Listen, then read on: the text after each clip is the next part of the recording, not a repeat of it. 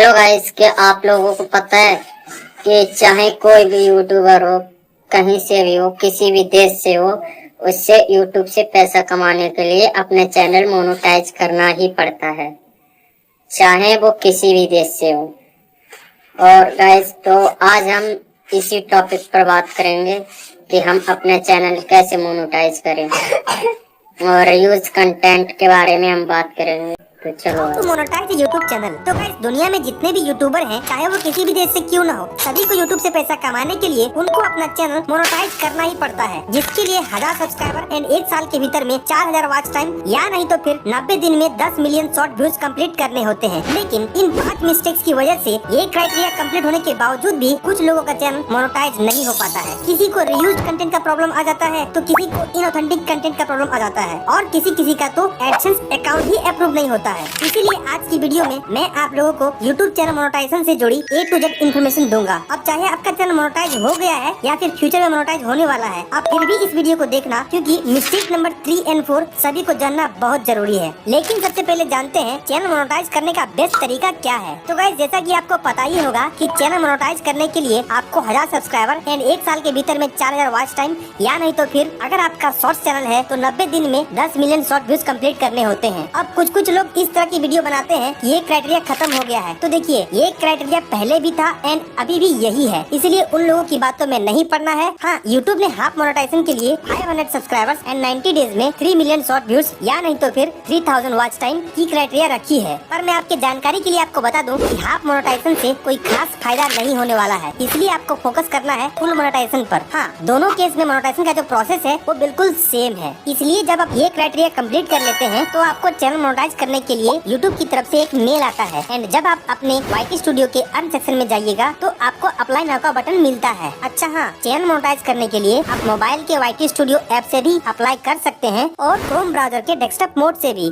दोनों में प्रोसेस बिल्कुल सेम है, बट मैं यहाँ आपको मोबाइल से बता रहा हूँ। तो गाइस, जैसे ही आप इस अप्लाई नाउ के बटन पर क्लिक करिएगा, आपके सामने ये वाला पेज ओपन हो जाएगा, जिसमें आपको ये 3 स्टेप्स मिलेगा। लेकिन इससे पहले अगर आपने अपने चैनल का 2 स्टेप वेरिफिकेशन ऑन नहीं किया है तो पहले 2 स्टेप वेरिफिकेशन ऑन कर लीजिएगा। बहुत ही आसान है। तो गाइस, इन 3 स्टेप्स में से सेकंड स्टेप बहुत इंपॉर्टेंट है, क्योंकि अगर आपने सेकंड स्टेप में कोई मिस्टेक की तो आपका चैनल का मोनेटाइजेशन रिजेक्ट हो सकता है, इसलिए इसे ध्यान से देखकर समझ लीजिएगा। एंड पहला स्टेप है रिव्यू बेस्ड टर्म्स। यहाँ पर स्टार्ट पर क्लिक करिएगा तो यूट्यूब मोनेटाइजेशन से जुड़ी टर्म्स एंड कंडीशंस का एक पेज ओपन हो जाएगा। आप चाहो तो इस पेज को पढ़ सकते हो, एंड इसको नीचे स्क्रॉल करिएगा तो आपको ये वाला चेक बॉक्स मिलेगा, जिसको टिक करके एक्सेप्ट पर क्लिक करना है, और इसी के साथ आपका पहला स्टेप कंप्लीट हो गया। जैसे ही पहला स्टेप कंप्लीट होगा, दूसरा स्टेप का स्टार्ट बटन ऑटोमेटिकली आ जाएगा। ये स्टेप बहुत इंपॉर्टेंट है गाइस, क्योंकि इसी स्टेप में हमको एक एडसेंस अकाउंट बनाने और उसको अपने यूट्यूब चैनल के साथ लिंक करने के लिए बोला जाता है। इसीलिए इस स्टेप का नाम साइन अप फॉर एडसेंस पर यूट्यूब रखा गया है। अब जिन लोगों को एडसेंस के बारे में नहीं पता है, उनको मैं बता दूं कि एडसेंस अकाउंट एक बैंक अकाउंट की तरह ही होता है। यूट्यूब से आपका पैसा डायरेक्टली आपके बैंक अकाउंट में नहीं आता है। आपकी वीडियो पर चलाई गई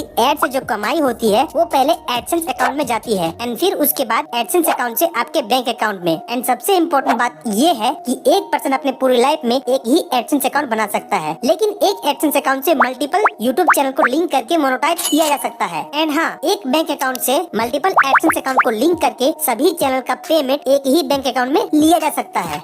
ऑलराइट गाइस, अब हम इस सेकंड स्टेप के स्टार्ट वाले बटन पर क्लिक करेंगे, जिसके बाद हमारे सामने कुछ इस तरह का पॉपअप सामने आएगा, जिसमें 3 ऑप्शंस है, एंड लोग यहीं पर कंफ्यूज होते हैं एंड गलती करते हैं। पहला ऑप्शन है yes I have an existing AdSense for YouTube और एडसेंस अकाउंट। मतलब अगर आपके पास पहले से ही एडसेंस अकाउंट है तो आप वो वाला एडसेंस अकाउंट लिंक करिए, क्योंकि मैंने आपको पहले ही बताया था कि अगर आपके पास पहले से एडसेंस अकाउंट है तो फिर आपके नाम से दूसरा एडसेंस अकाउंट नहीं बनेगा, चाहे आप अलग अलग मेल से भी क्यों ना ट्राई कर लो। बट आप कहोगे कि एक नाम से तो दुनिया में बहुत सारे लोग होते हैं ना, तो फिर कैसे होगा। तो देखिए, खाली नाम से नहीं होगा, और भी डिटेल्स देने होते हैं, लाइक आपका एड्रेस, पैन कार्ड नंबर। तो ये सब तो एक आदमी का एक ही होता है ना, इसीलिए अगर आपका पहले से ही एडसेंस अकाउंट है तो आप उसी को यूज करिए। दूसरा ऑप्शन है no I need to create one.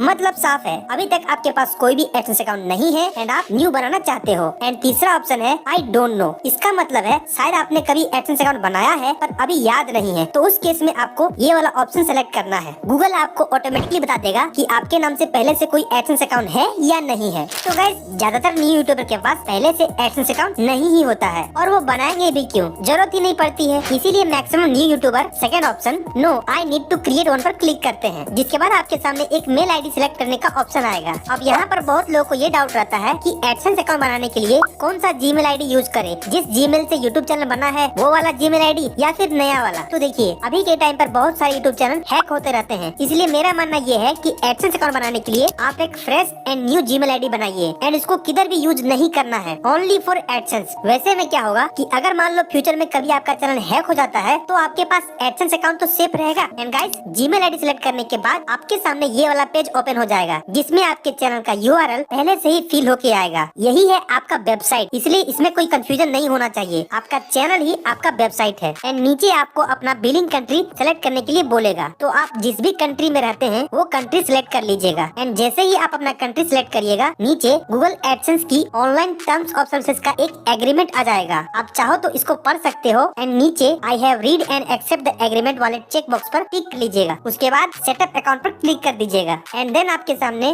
Customer information वाली पेज ओपन हो जाएगी, जिसमें अकाउंट टाइप को इंडिविजुअल ही रहने देना है। फिर नीचे नेम एंड एड्रेस फिल करने का ऑप्शन आएगा। एंड यहीं पर लोग मिस्टेक करते हैं। देखिए यहाँ पर आपको उसका नाम डालना है जिसके नाम से एडसेंस अकाउंट बनाना चाहते हैं। एंड ये ध्यान रखना कि उस नाम से पहले से कोई एडसेंस अकाउंट नहीं बनाया है। एंड नाम की जो स्पेलिंग है वो एग्जैक्टली आपके गवर्नमेंट इशूड आईडी प्रूफ जैसे कि PAN card, voter card, driving licence से मैच करनी चाहिए, क्योंकि आगे चलकर इस अकाउंट को वेरीफाई भी करना होगा। एंड एक बात आप जान लीजिए कि आधार कार्ड का यहाँ पर कहीं कोई जरूरत नहीं पड़ता है। एंड जो एड्रेस आपके आईडी प्रूफ में है वो यहाँ पर डाल देना है।